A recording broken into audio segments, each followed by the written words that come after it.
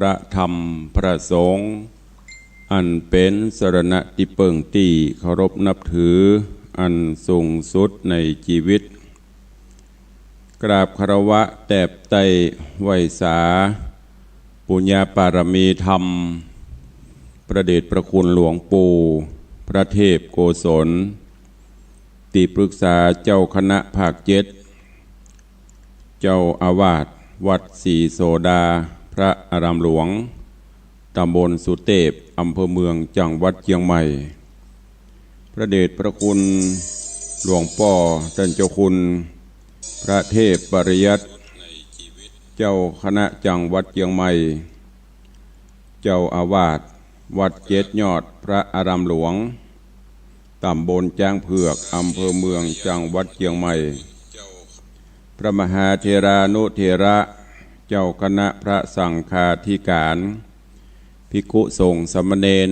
จุตนจุองค์ด้วยความเคารพขอเจริญสุขเจริญปรสวัสดียามเจ้าปออกไม่ออกศรัทธานาบุญตินจองห้องวัดจุหนุ่มเท่าใจยิงขอน้อมต้อนรับทุกท่านเข้าสู่รายการ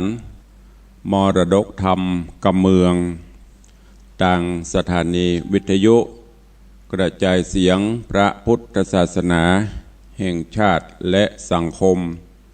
คลื่นเพื่อการศึกษาพระพุทธศาสนาและวัฒนธรรม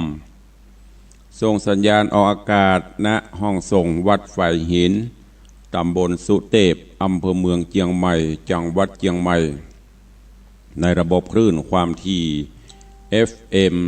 104.50 เมกะเฮิรตซ์สถานีวิทยุวัดหนองกายตำบลสันปะยางอำเภอแม่แตงจังหวัดเชียงใหม่ส่งสัญญาณกระจายเสียงในระบบคลื่นความถี่ FM 99.75 102.0 และ 89.25 เมกะเฮิรตซ์สถานีวิทยุบริการสาธารณะวิทยุ CM77 วิทยุอินเทอร์เน็ตล้านนากระจายเสียงในระบบคลื่นความถี่ FM 97.5 เมกะเฮิรตซ์สถานีวิทยุพระพุทธศาสนาจังหวัดเชียงรายกระจายเสียงในระบบคลื่นความถี่ FM 99.50 เมกะเฮิรตซ์และสถานีวิทยุชุมชนเสียงตามสายหอกระจายข่าวตามวัดตามวาตามหมู่บ้านต่างๆที่ได้ร่วมกันลิงสัญญาณออกอากาศฮือตันทั้งหลายได้รับฟังบ่เต้าแต่นั้นเจริญสุขเจริญปรญาติโยมเด้อที่ติดตามรับฟังรับชมทาง Facebook บ่ว่าจะเป็นโยมนวลศิริบ่ว่าจะเป็นโยมแม่ชีก็ดีที่ได้รับชมรับฟังจาก Facebook บ่ว่าจะเป็น Facebook วัดไฟหิน Facebook วัดวังสิงห์คำ Facebook ของวัดศรีรัตนมงคลล่องยาวก็ดีเด้อขอขอบคุณทุกท่านที่ติดตามทุกช่องทางรายการนี้ดำเนินโดยอัตมภาพพระครูวิสิทธิ์ศรีลาภรณ์เจ้าคณะตำบลป่าแดดเจ้าอาวาสวัดวังสิงห์คำตำบลป่าแดดอำเภอเมืองจังหวัดเชียงใหม่เป็นผู้ดำเนินรายการก็นำธรรมะมาพบมาปะกับญาติโยมเป็นประจำกูเจ้าตั้งแต่6 โมงปลายถึง7 โมงโดยประมาณก็จะได้ยินเสียงตุลุงเตะทำเจ้าเจ้าห้องลุกไปตัวยกเว้นพี่น้องตังเชียงรายเนอะพี่น้องตังเชียงรายนี่ฟังกันเมื่อค่ำยามคืนเป็นเทปรายการไปออกก็เวลาขณะนี้6 โมงป่ายเนอะไผยังบัดตื่นไผยังบัดลุกเตื้อพี่น้องตังเชียงรายไปสะดุ้งเนอะเขาตื่นอย่างตุลุงเพราะจะนอนได้มันจะนะตังเชียงใหม่กำลังห้องลุกตังเชียงรายที่ฟังอยู่เป็นเมื่อค่ำเมื่อคืนละเพราะว่าเป็นเทปรายการ6 โมง 10 กว่านาทีแล้วตื่นกันได้แล้วลุกกันได้แล้วเด้อวันนี้ ก็มาฟังกันต่อในเรื่องหมู่หินก่อนที่จะฟังธรรมลืมไปก็เดี๋ยวขอแจ้งรายการก่อนเนอะกำเดียวจะลืมวันนี้เราจะได้ฟังสถานี104ไปจนถึงเวลาประมาณ8 โมงเริ่มเวลาทำงาน8 โมงทางสถานีวิทยุขอแจ้งฮือญาติธรรมญาติโยมศรัทธาทุกท่านเด้อที่ได้สดับตรับฟังทางวิทยุ104ของวัดไฟหินวันนี้8 โมงทางสถานีก็จะขอ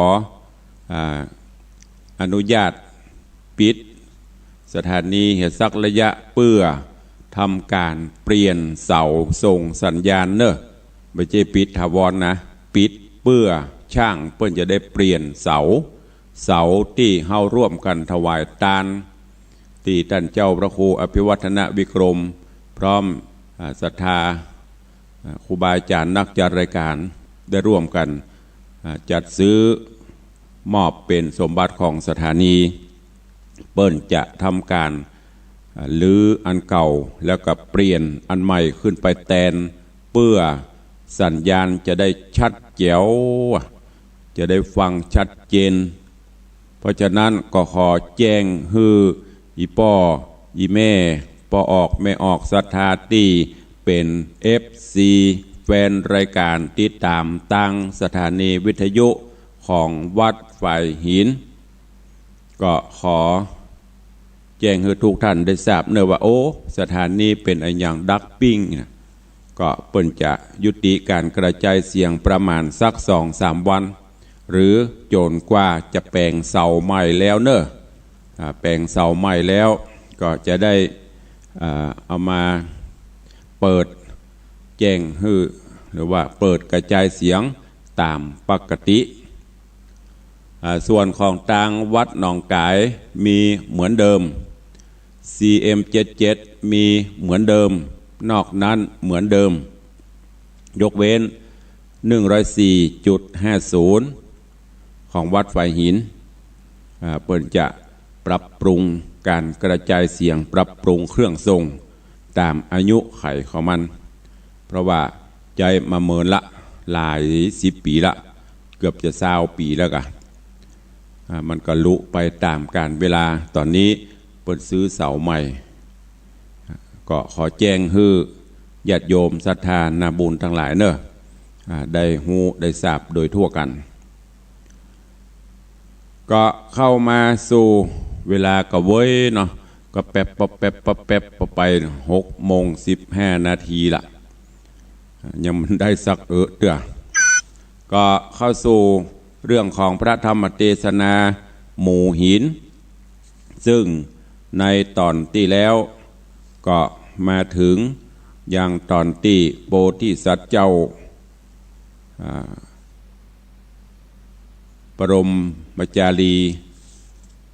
ที่เปิ้นกล่าวถึงนะตอนแรกนั่นก็คือคัตติยะวงศาหลังจากที่ได้ พบได้ปะกับอันแม่แล้วก็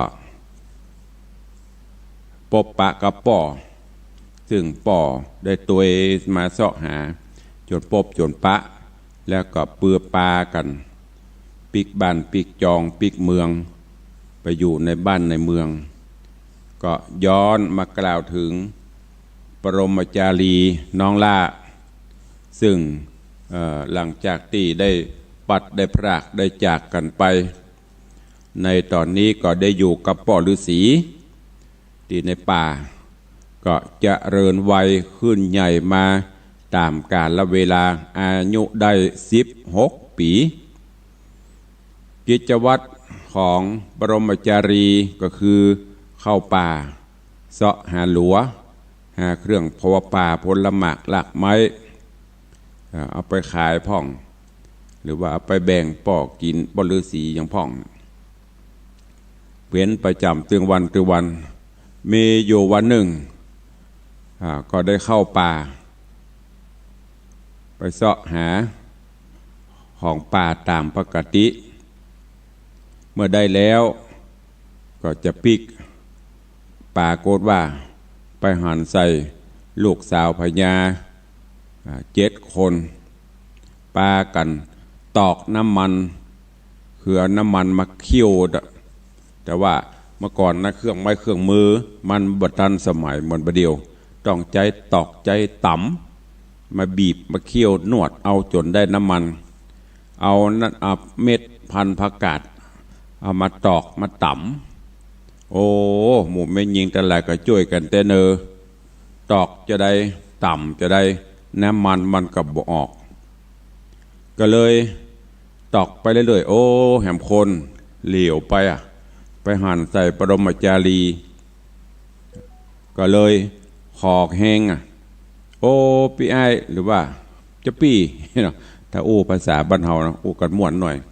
ใหญ่ๆขอเมตตาช่วยกับเตอะไอ้แขกแรงหน่อยช่วยตอกช่วยต่ำอันน้ำมันผักกาดเท่าไหร่เตอะข้าเจ้าเขาจะเอาไปปูจาพระธาตุเจ้าเจดีย์วันปลูกเนี่ยเปิ้นจะตานกันขอบ้านช่วยตอกกำเพื่อน้ำมันออกตุกตะก็เลยได้มีจิตใจเข้าไปช่วยกำพรใส่ต้มโอ้ก็เดียวละแม่งน้ำมันผักกาดไหลออกเป็นลิ้นลงไปเปิ้นก็เอาใส่หม้อไว้ขณะนั้นนางผู้ปี้เก้า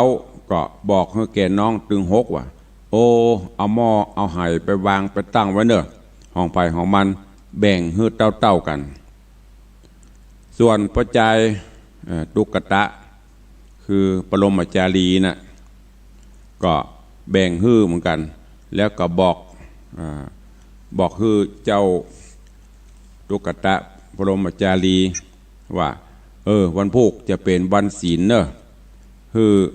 เอาวันน้ำมันไปปูจาที่พระธาตุเจ้าเจดีย์ปูจาตามตีศักดิ์สิทธิ์ต่อหน้าพระเจ้าแล้วก็ฮือพาธนาเอาเนอะถึงจันฟ้าเนรปานถึงนิพพานขณะนั้นจายตุกตะก็กล่าวว่าโอ้ข้านี้ตุกยากไรเสื้อผ้าพื้นใหม่ก็ไม่ได้นุ่งไม่ได้ใส่กระเปิ้นจะไปเอาน้ำมันไปปูจาพระธาตุโอ้ข้านี้ยากนักเกก็เลยขอฮื้อท่านทั้งหลายเนี่ยเอาไปปูจาตานภายแผ่บุญฮื้อข้าส่งบุญฮื้อข้าพ่องเตอะขณะนั้น7 นางก็อันกำเป็นอย่างเนอะก็จะอัน เอาไปจัดการฮื้อแล้วก็ป้ากันไปสู่ที่บ้านที่จองที่อยู่ของไผ่ของมันอันว่านางตึง7 พี่น้องนั่นก็ไปถึงห้องหอคำก็ป้ากันกระทำการแปลงยังตีนกาฟันขี้สายตีนกาเนี่ยห้องประทีปตีนกาอย่างเดินหยีบเปงบ้านเฮาจ้างแปลงกันนะก็ตั้งเครื่องปูจาอย่างต่างๆแล้วก็ใส่เข้าบิณฑบาตอาหารแล้วก็ไปยังอุทยานต่างก็มีดอกไม้ดอกอย่างต่างๆนานาอันดอกของเปิ้นนี่ก็มีประจำของไผ่ของมันด้วยนะโคนเก้าเอาดอกเนี่ยดอกลิโลแดงมันเป็นอะไรหัวเนอะดอกลิโลแดงนะอันที่2เอาดอกเปาคนที่2นะน้องคนที่2คนที่3ดอกบัวกรีคนที่4เอาดอกจำปีคนที่5ดอกจันแดงคนที่6เอาดอกจันผาเอามาประดับประดากันส่วนน้องคนล่าเอาดอกคำมาประดับประดาเอามาปูโจมปูจาพอได้เวลาก็ไปใส่บาตรหยัดปกเสร็จก็ไปปูจามหาธาตุเจ้าเจดีย์ยกมือใส่เก้าใส่หัวไหว้พระธาตุเจ้า ก็พาธนาเอาโอ้โดยเตจะบุญที่ข้าได้ทำบุญได้ปั่มเปงถือศีลกินตานรักษาศีลเจริญเมตตาภาวนาก็ขอให้ข้าเจ้าได้ถึงยังห้องเนรปานเนอแล้วก็ ยกยอเสร็จตลอดจนอธิษฐานจิตแบ่งบุญภายแผ่ฮื้อแก่ใจตุกตะบรมจารีขอพระบุญปกห่มฮื้อเขาได้โป้นจากต่างตุกต่างผานฮื้อได้ถึงเมืองนิพพานเบียงแก้วได้บุญได้กุศลเหมือนกันเนออันนี้ก็เปิ่นบละหรอโอ้ไปขอพาธนาบุญฮื้อข้าจดเนอเปิ่นก็พาธนาขึ้นไป อันนี้คือเรื่องราวในตอนที่แล้วของพระธรรมเทศนาเรื่องหมูหินผูกที่5ตอนที่1ที่ตุลุงได้เทศนาไปวันนี้ก็มาฟังกันต่อในตอนที่2เรื่องราวหมูหินจักเป็นจะใดเชิญทุกท่านติดตามรับฟังณโอกาสบัดนี้ นะโมตัสสะภะคะวะโตอะระหะโตสัมมาสัมพุทธัสสะตะโตปัฏฐายะแลกแต่นอนไปนาตุกตะก็เสียงจาดบุญนั้นหากนำไปก็ได้ไปเกิดในตาวัดติงสามใหญ่กว้างเป็นเทวบุตรอยู่สร้างโคงสะบันกันสะเวยบุญเสียงแล้วเต้าตนเกี่ยวอินตาก็ฮือลงมาเกิดในห้องปเตต้องปลานาสีเป็นลูกนางจันตะเทวีงามอาจชื่อเจ้าน้อยนาถบรมจารีนั่นแหละนาอ้อนว่าลูกสาวพญาเจตนางนอนเล่าผู้พี่เก้ากันเข้าสู่มรณะบุญนำป่าไปเกิดเอากำเนิดในดอกลิลัวแดงอยู่ในแขวงป่าใหญ่แห่งเต้าไทยสังกัสนกรพรานเดินจรในป่าหันนอดลาให้อยู่แวแวผ่านสัตตาแลหันใส่จริงเด็ดเอาได้แล้วป่ามาน้ำเมื่อถวายแก่พระญาสังกัสสะเป็นเจ้าเต้าก็หักนางนอดเนาเปียงตากันนางจำเลินไว้ญาคืนใหญ่อายุได้16 ปีเต้าใจดีขนาดจริงแปลงภาษาเศร้าเดียวฮื้อนางตาเขียวลูกน้อยอยู่กับข้าคอยหมูตาสีก็มีหันแลอันว่านางทวน2น้อยนาดกันเสียงจาดเป็นโคนก็ได้เอาตนไปเกิดปฏิสนธิกำเนิดในดอกเป่างามในสถานป่าใหญ่ที่จิมไกรพระละสีพระมุนีต้านไทยได้ยินเสียงให้อยู่บ่อยๆจิงไปก่อยหันใส่แล้วเอามาเลี้ยงใบลุมลาก้อนถึงแย้มมาค่ำเจ้าก็อธิษฐานฮื้อน้ำนมหวานไหลแผ่ออกมาแต่ปลายมือพระบุญลือเป็นเจ้าก็ฮื้อนางนอดเนาดูดกินจุวันกันนางจำเริญไว้คืนใหญ่นับบัดได้หลายปีพระราศีโตนป้อก็อธิษฐานต่ออินตาเต้าก็ลงมาเนลมิตรภาศาสงามวิลาศเศร้าเดียวหือชมชะเหลียวได้อยู่นอกแก้วกูอาลามนางทวนสามนอนเล่าได้ดอกได้เอาดอกบัวบาน เมื่อฮือตานแก่ประทาตการเสี่ยงจาดเมื่อมอนวิญญาณจรไปเกิดเอากำเนิดในดอกบัวตองอยู่ในห้องกว้างใหญ่พญานาคมาอยู่ไกลลุ่มลา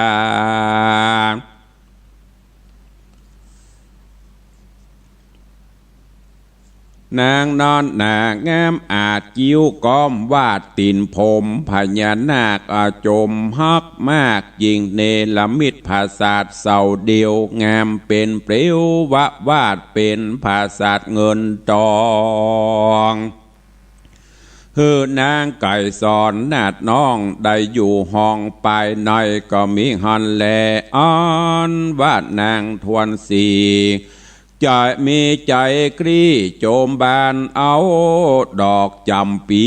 งามเหลืองอาจไปปูจาพระธาตุเจ้าเจดีย์การดับอินทรีย์เมียนจาดจีวิตขาดจากเมืองโคนนำจิตตนไปเกิดเอากำเนิดในดอกจำปีคำในดงดำป่าไม้เทวดาอยู่ไกลลุ่มลากันนางใหญ่มาแก่ทวนงามยิ่งล้วนสาวสวรรค์เทวดาก็เอากันมาเนรมิตภาษาท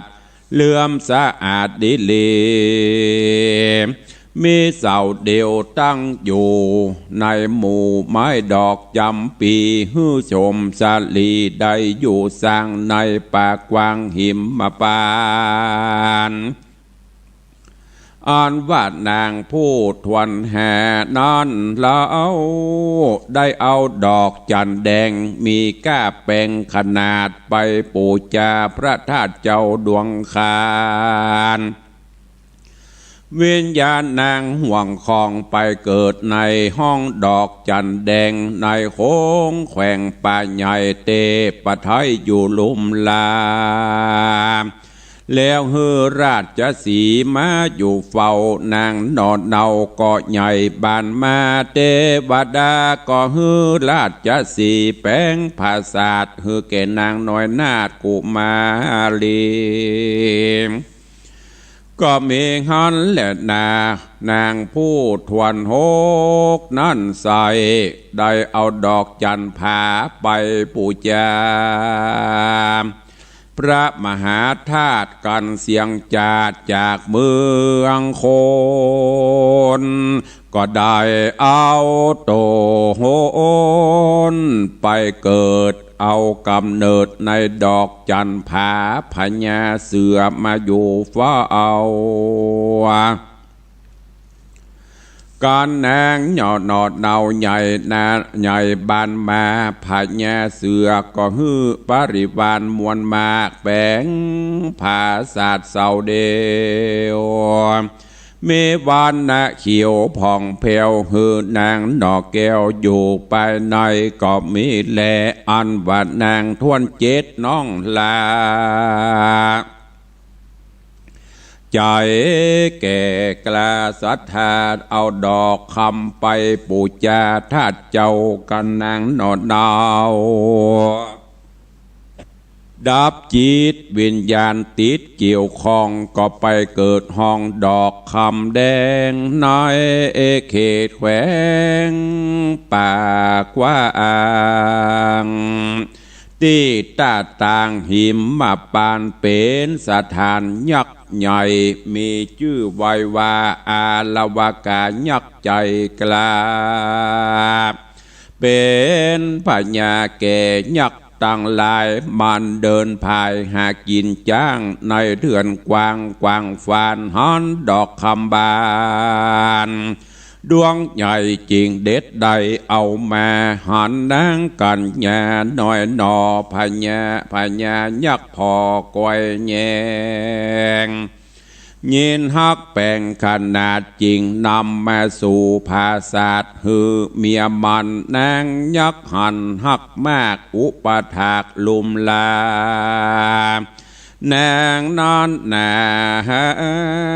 งามยิ่งย่อยเพียบสาวน้อยเมืองสะวันขุนยักหันหักมากบ่ฮือพรากไกลตายิ่งแปลงภาษาตองเสาเดียวงามเป็นเปรียวดังแก้วเครื่องในแล้วโดยงาจ้างสานก็ฮืดนางนงครานอยู่สะอางในภาษากวางคนเดียวก็มีแลเมื่อนั้นอาละวกายักหาดหาวได้ยินข่าวประภาวดีว่านางนั้นมีหูปงามสะอาดเป็นลูกเต่าราชปราณสีขุนยักษ์มีใจไฟมักใกล้ใดมาเป็นคนใจแก่ลูกยิงมันกันเถิงกลางคืนมาหอดขุนยักษ์สอดปลายบนขึ้นสู่โหนอากาศถึงปราสาทประภาวดีโชมสลียิ่งย่อยพงลับมามอยอยู่คนเดียวพญายักษ์เดียวเข้าไกลสวาดมนต์ใส่สามตีนางลับดีบ่ตื่นขุนยักษ์ยื่นเจยบานเอานางโหน่งครานจากห้องมาลอดต้องคู่เวียงหันดินเปียงเรียงราบมันก็ขวาดสัญญาว่าก่อนเขามาด้วยหาดนางนอนเนาฮือเขาได้หันหอยตีนแล้วย่ำดินที่หันดินนั้นเลิกได้7 ศอกเป็นตรา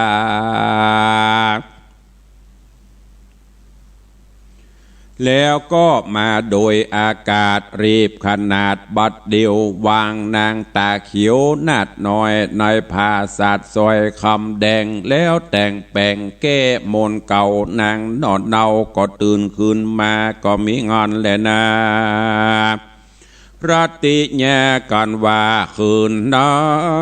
นรุ่งสายฟ้าปุ้งเรืองมาอันวัดนางกันยาข้าใจบ่หันนางนอดไทยปะภาวะดีเขากลัวมีโตดใหญ่จริงรีบเมื่อไวป้อพญา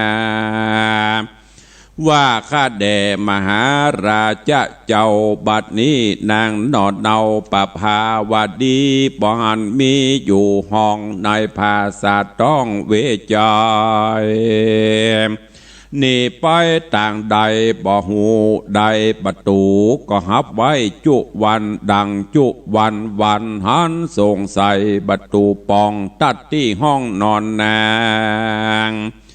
หันไขวางไว้หันก็มีและพญาก็ปกเป่าฮือเสนาตั้งคนปัลลาสอดสอดควายพับเบียงก็บ่ได้ยินเสียงครางและร้องไห้แห่งนางนอดไทยปะภาวดีดาวก็ซ้ำฮือตีกองเป่าปอกเก่าตัวตั้งเมืองว่าลูกพระบุญเรืองหายกว่าฮือสู้เอวลาสะแวงหาผู้ใดหามาได้กูจักฮือบ้านใหญ่คุณเมื่อเป็นใหญ่คุณเมืองจะแลนาว่าอ่านตีนั้นคนตั้งหลายตั้งยิ่งใจเป็นหมู่สะผู้พร้อมเตียวไปตั้งภายในและไปนอกพับตุกหอกตุกปายก็หันสายห้อยตีนยักไปบันออกก็ห้องบอกกันแม่ว่าลอยยักษ์ขาตัวใหญ่ยาวเต้ใส่3 ศอกดิลีเลิกมี7 ศอกจริงเมื่อบอกแก่ป้อพญาว่ายักษ์ขาตัวใหญ่มาลักเอานางนาดไทยปะภาวดีลอยมันมีปลายนอกเลิก7 ศอกดีลีว่าอันเมื่อนั้นพญาก็มีโศกาโศกเศร้าให้หานางนอนเนาจุวัน แล้วก็ผ่านเกิดฮอดยังเต้ายอดจำปาว่าเต้าโตนั่นแนบมาสอดขอเอาแก้วยอดประภาวดีกวนกูมีสารเล่าบอกฮือแก่เจ้าจำปาแล้วก็แต่แล้วเต้าก็เขียนสารบาดถอยวาดดูวาดนางนาดน้อยประภาวดีผียักษ์มีในป่ามาลักว่าเอาไปพระจอมไตอย่าเกียดอย่าจมสมเสียดมองขีเดเตนาการอย่าจมเสียเตอะนาการเขียนแล้วก็เฮือเศษนาเกียวนำไปสู่ห่อใจภาษาตีตาราชจำปาก็มิหันแลนาการพระญาจำปาหูแล้วก็เรียกร้องโหนละเกียวมาตวายหมอโหราถวายน้อมไว้ว่าพี่นางหนอไทยบ่ตายตกไปลุนเหมือนนาจักได้นางหนอลาบ่สงสัยจะแลนาว่าอ่อนก็มีว่านอนแลนาเนติตังขีญะสังวันนาวิเศษจาห้องเหตุธรรมเทศนาเรื่องหมูหินผูกทวนที่5ก็บังโกมสมฤทธิ์สเดชวันนี้ก็ได้เทศนาหมูหินจบลงไปแหม1ผูกอันเป็นผูกทวนที่5ซึ่งในตอนนี้ก็เอาไว้เดียวตอนแน่เนาะตุลุงจะมาสรุปให้ฟังเพราะว่าสรุปวันนี้กว่าเราจะได้ฟังคำกรรมก็หลายวันก็เดี๋ยวก็จะลืมไปว่าเรื่องราวเปลี่ยนไปจะได้พ่องไปถึงที่ไหนวันนี้ฟังกันก็คงจะจำได้อยู่ก็เดี๋ยววันตอนต่อไปก่อนที่จะเทศก็ให้สรุปเรื่องราวซึ่งอันมันจะลืมไปแล้วเราไปสรุปแห่งกรรมมันก็จะเมินตอนนี้มีโพธิสัตว์เจ้าเรื่องราวต่างๆหลังจากที่ไปเกิดเป็นตุกตะไปปบ ไปปะใส่นางยิงทั้งหลายเปิ้นอันต่ำน้ำมันกันน้ำมันเอาไปปูจาประทาดแต่ละคนก็ได้ถึงเมืองดิบปานสวงสวรรค์จันฟ้ามดแล้วก็พาธนาคือมาถึงยังปรมาจารีโพธิสัตว์ซึ่งตอนนั้นเป็นตุกตะไปช่วยเปิ้นต่ำเปิ้นกับผายบุญฮือจนได้มาเกิดเป็นเนี่ยปรมาจารีลูกพญาเจ้าเมืองเนี่ยก็ฟังกันเนาะในตอนต่อไปเวลากระเวยเหลือเวลาแถมน้อยก็จะหมดละวันนี้ก็โป่งวางไว้แต่อีก่อนก็เดี๋ยวเขาจะได้สู่โหมดใต้รายการได้ได้จ่าได้กันในเรื่องราวข่าวสารต่างๆก็ใกล้เข้ามาถึงวันเนอะพอออกไม่ออกศรัทธานาบุญทั้งหลายยังตุลุงใกล้เข้ามาก็คือวันงานวันรวมญาติธรรมของเราที่ตุลุงได้ประชาสัมพันธ์กูเจ้ากูวันคืองานทำบุญอายุวัฒนมงคลครบรอบวันเกิดปีนี้ครบ57 ปีแล้วก็จะได้ถือเลิกมงคลงามยามดีนี้ประกอบพิธีหล่อสารูป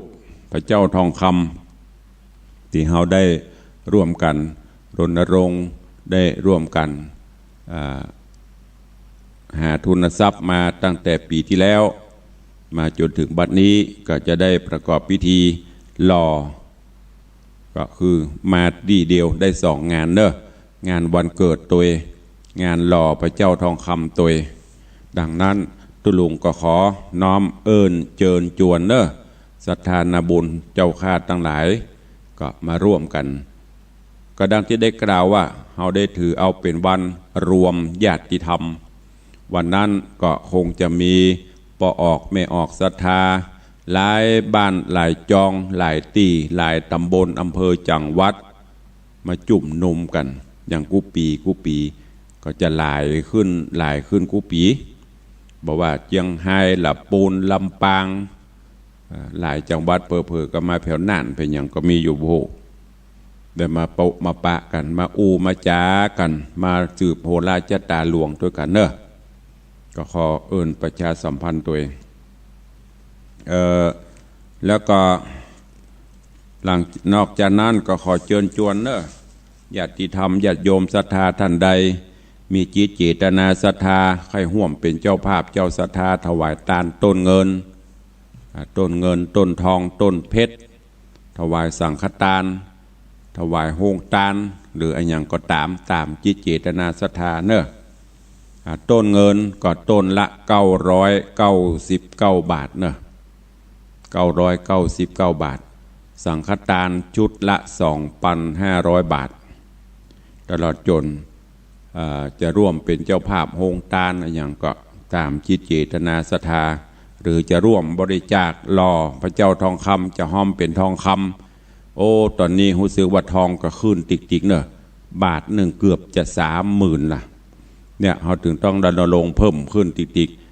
เดี๋ยวศรัทธาหูโอ้ยังบ่แล้วตะกะมันได้ก็จะรอมันรอทองก็ขึ้นติ๊กเขาประกาศศรัทธาบาทละ 20,000แต่ตอนนี้มัน29,000เกือบ 30,000ก็ต้องหาส่วนต่างส่วนเพิ่มมาแหมนั้นภัยมีเจตนาใครร่วมก็เจริญปอนเจริญขอบคุณอนุโมทนาบุญท่านที่ร่วมบริจาคมาก่อนมาแล้วก็มีแม่แสงจันทร์ชัยทิพย์แม่ป้าอุ้ยจุมปาเสาสุรินเนอะป้าอุ้ยจุมปาเสาสุรินแม่อุ้ยแสงวันไหคำแม่นางเอ๋ยแก้วแปง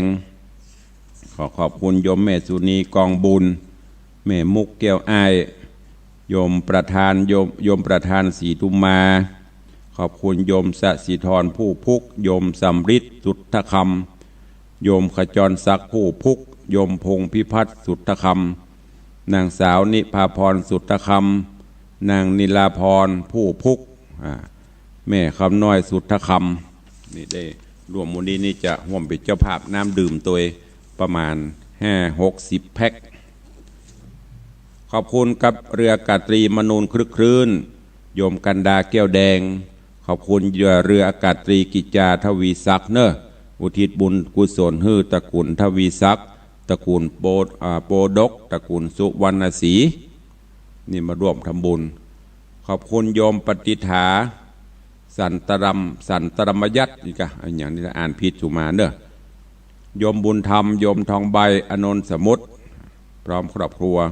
โยมจิรเดชแบรนเนนแม่บัวชมเชื้อ3แม่เกษรินบุญธรรมมีปอสว่างแม่บัวจันทร์ปัญเจริญแม่อินสนโยมอินสนโยมอัมภัยนันตจิตโยมขันแก้วโยมแสงมโนเมืองโยมนิวัตสุรินป่อไพบุญแม่จรูนปกปิงเมืองโยมกัสมาสันสุขสบายวิทย์ขอบคุณอนุโมทนาโยมจำเริญโยมอุทัยวันเสมอใจปอสมบูรณ์แม่ประณีสิงโตราชแม่จีนสุวรรณขอบคุณโยมนางสาวพิชชาพัฒน์บุญสร้างนางสาวช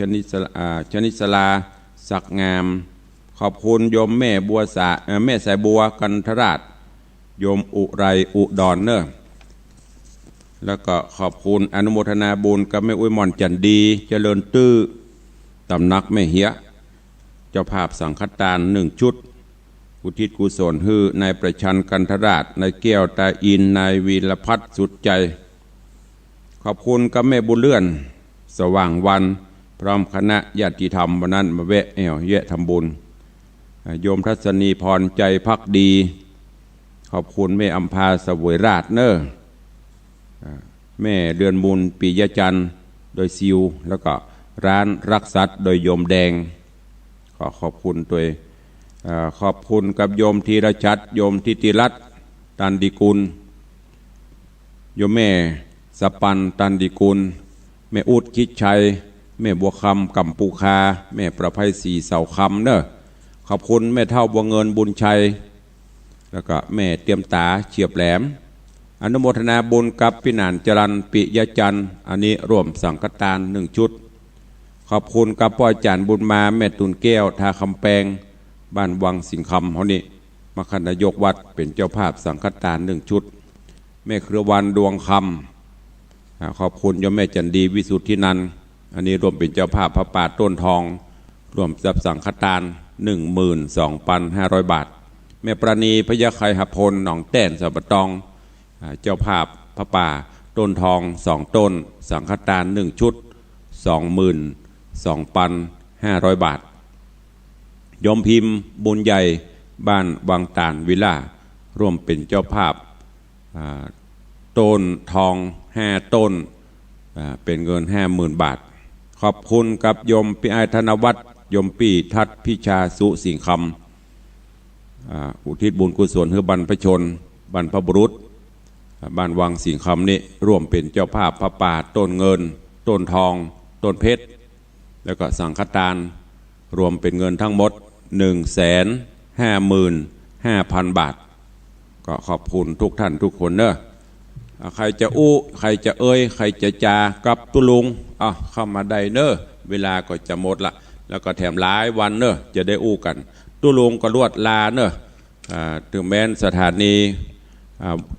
บอกว่าจะเป็นหนองกาย CM77 เปิดปกติอยู่แต่ตุลุงก็รวดลาพักไปในตัวตัวจนกว่า104จะกลับมาเป็นปกติจนกว่าเปิ้นซ่อมเสาแล้วเนอะก็มาปะกับตุลุงก็แจ้งผ่านไปตัวทางสถานี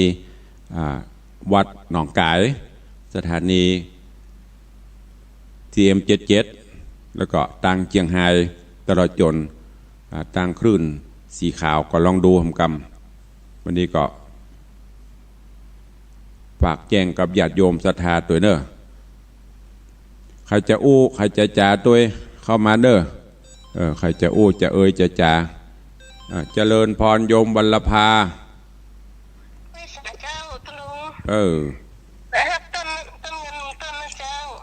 เดี๋ยวกันเนอะขอบคุณอนุโมทนาเนอะโยมบุญมีวรรภานาลตะเนาะจังลืมนะไม่ได้กับแม่คายแม่ตะคายนั่นน่ะแม่ออนมันเป็นแม่ออนอำเภอแม่ออนนั่นเนาะ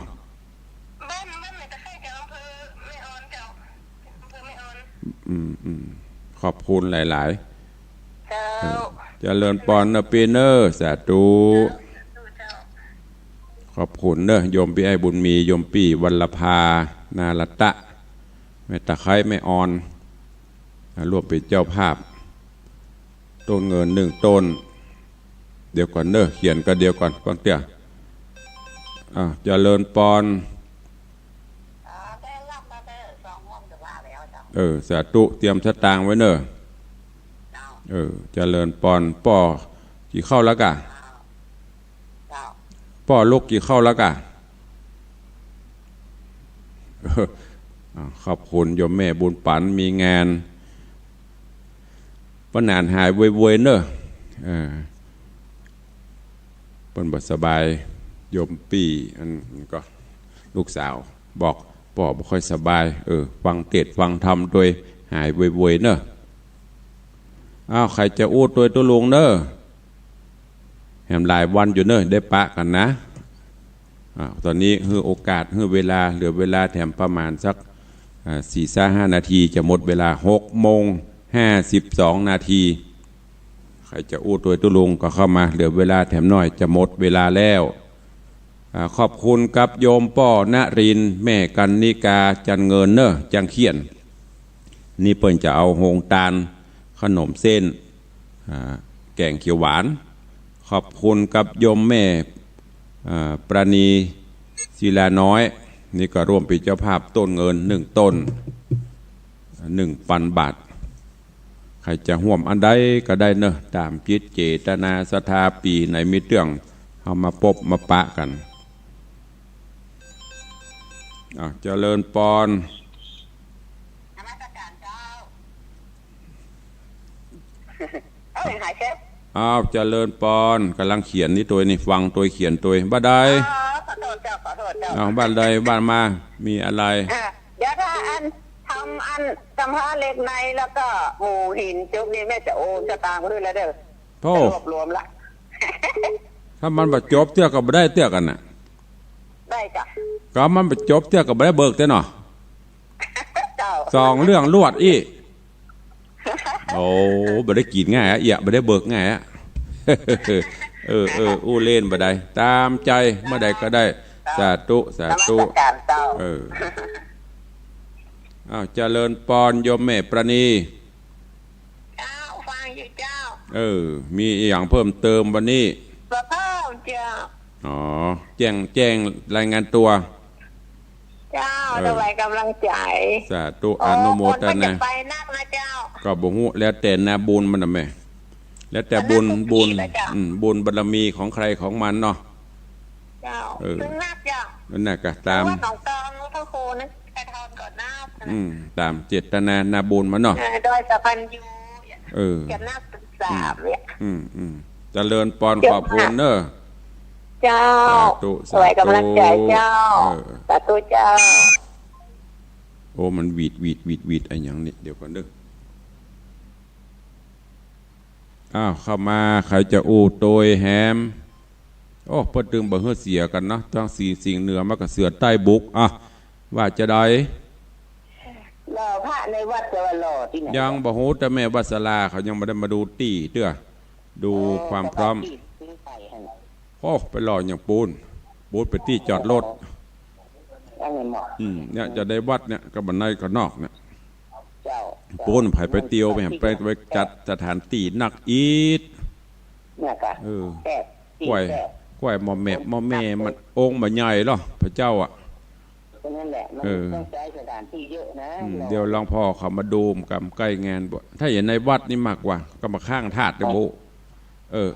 เดอร์สาธุเจริญปอนขอบคุณโยมแม่จันดีสิงห์เหนือเสือใต้มาหมดวันนี้ขอบคุณเด้อที่ได้ติดตามฮือกำลังใจแล้วก็จะได้ย่างหลายวันเด้อเงียบห้ามให้ห้ามห้องหากันเด้อวันนี้บอกให้โทรมาโทรกันดักปิ้งนะตู้ลงไปที่ไหนห้ามถามเด้อคนใดถามโดนอย่างโดนปรับต้นเงินเปิดแจ้งรายการแอบก็เดี๋ยวมาได้ก่อนตุลุงก็เดี๋ยวตุลุงสถานีดักปิ้งนะฟังอยู่แล้วก็ฟังตัวแล้วก็จำตัวเปิ้นจะปิดตั้งแต่8 โมงวันนี้เป็นต้นไปถามว่าเราจะเปิดเมื่อใดยังบ่หูเตื้อโจนกว่าแปลงเสาแล้วเดือนหูปีบ่หูปะนะตุลุงก็ได้พักยาวห้ามให้ห้ามห้องหากันเนอฟังอยู่เจียวบอกว่าวันนี้ไผจะอุตส่าห์เปิดเวลาประมาณ10 นาทีดักมีกระหมู่เก่าเปิดโทรมานะหมู่ใหม่ๆมาโทรหานะห้ามให้ห้ามห้องหาเนอหมู่หินจะจบไม่ได้บ่ฮู้พอแม่สีนวลลันจวนกับหมู่หินจบกับกำพร้าเล็กนายจบกันเนออีแม่จะโอนกันทำว่าโปดเต้าได้กินง่ายแล้ววันเกิดก็ยังได้เบิกตัวก่อนเนาะกินฟืดเฮ้ยการทำของแม่สีนวลนี่นะผูกละร้อยเนาะหมู่หินมีกี่ผูกเนี่ยหมดกันมีกี่ผูก10 ป่ายกันกะอันกำพร้าเล็กนายแหม10 ป่ายก็ล่างได้กันเนาะสัก5 ปันนี่นะปกตินี่ตีเบาเนาะเขาเทศวัดนี่นะมันต้องว่าที่อื่นวัดเนี่ยเบาวันอะไรอย่างก็ผูกละ500 10 ผูกกับ5 ปันเนอะ20 ผูกกับ10,000นะเหมาไปเลยต้นเงิน1 ต้นอู้เล่นไปได้เด้อมันมีใครอู้หรอตุลุงก็นั่งอู้คนเดียวเนี่ยใครหัวคนเดียวเนี่ยเป็นว่าผีบ้าไอ้พวกเนี่ยเหลือเวลาอีก2 นาทีสุดท้ายใครจะอู้ตัวก็เข้ามาจะไปลืมเนอะวันศุกร์ที่21วันเสาร์ที่22วันเสาร์เป็นเกณฑ์ดีกว่าตุลุงประกาศวันที่21 วันเสาร์ที่22เป็นวันรวมญาติสืบผลราชตาหลวงและหล่อพระเจ้าทองคำอายุวัฒนะมงคลวันเกิดตุลุงเนอะจะไปลืมบอกกันต่อไปตัวจะเลินปอนสายสุดท้ายเจ้านมัสการเจ้าจากมันเกาะเกาะไหนกลับไปแล้วที่ส่งน้ำไม่ได้วันนั้นกลับไปแล้วเจ้าเกาะไหนมันเกาะบ้านเฮาใช่ขนาดนี้ทำโมเกาะนี่ลองบอกมากับพี่อย่าไปเข้าเวียงตรงนี้เนี่ยปุ่นประตางห่างดงบุญอยู่บ้านไก่วังสีคำมั้งเนาะอยู่บ้านเกาะแล้วบอกมาจะไปไก่วังสีคำนี่เนอะข้าวโพดนักเนอะปลากันขึ้นมากินมากินห่วมตันเติงโดยกะเด้อสาธุเจริญปอนพี่น้องศรัทธาใจสถานบ้านเกาะใต้วังสิงคำนี่ขอร้องบอกมาเถอะกล้องวงจรกับมีแน่วัดนี่จะจำไว้นะคนได้มาเข้ามาได้จะล่อยไปตั้งห่างโดงก็มากันล่อยไปตั้งสลับปีโอ้เล่นกันไปเนาะเอาละเวลาหมดเวลาละเปิ่นบอกคือเติงหาตุลงไทยจังกันระบุดักปิ้งเวลาก็หมดพอดีขอนำรายการจากอีปอยแม่สถานบุญไปก่อนเนาะปะกันใหม่โจนกว่าสถานี104จะเสร็จเรียบร้อยเมื่อใดยังบ่หูเตื้อก็ขออนุโมทนาพักไปตุยเนอะถ้าสถานีเรียบร้อยก็พบปะกันตามปกติจำไว้เนอะวันนี้ตั้งแต่8 โมงเปิ้นจะยุติการกระจายเสียงของสถานีวิทยุ 104.50 ของวัดฝายหินเพื่อปรับปรุงซ่อมแซมเสาส่งสัญญาณขอแจ้งฮื้ออีป้ออีเม่ทุกท่านได้รับทราบโดยพร้อมกันขอความสุขสวัสดีบังเกิดมีกับทุกท่านเนอจัตตารโอธรรมาวัฏันติอายุวันโนสุขังปะลา